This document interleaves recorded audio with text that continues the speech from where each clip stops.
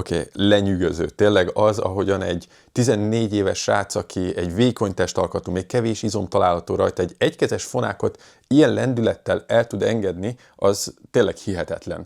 Viszont, hogyha megfigyeljük a technikáját, akkor észrevettünk benne valamit, amiből igazából már nem akkora meglepetés, hogy ő ezt meg tudja valósítani.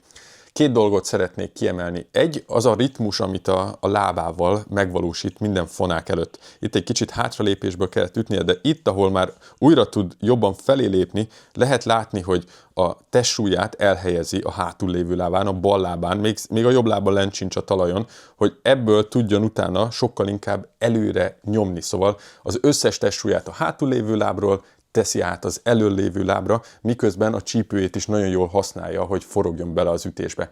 Ez az egyik. A másik pedig, hogyha megfigyeljük, milyen segítséget tud adni az ütéshez, az, hogy a nem domináns kezével, a bal kézzel sokáig tartja az ütőnek a szívét a kezébe. Ezzel egy kis előfeszülést okoz a jobb csuklójában is, és egyfajta ostorcsapás-szerű mozdulattal tudja kiengedni az ütőt a kezéből. Ezért is mondom nagyon sokszor, hogy az egykezes fonák valójában nagyon sokáig hasonlít egy kétkezes fonákhoz, mert a nem domináns kéznek hatalmas szerepe van.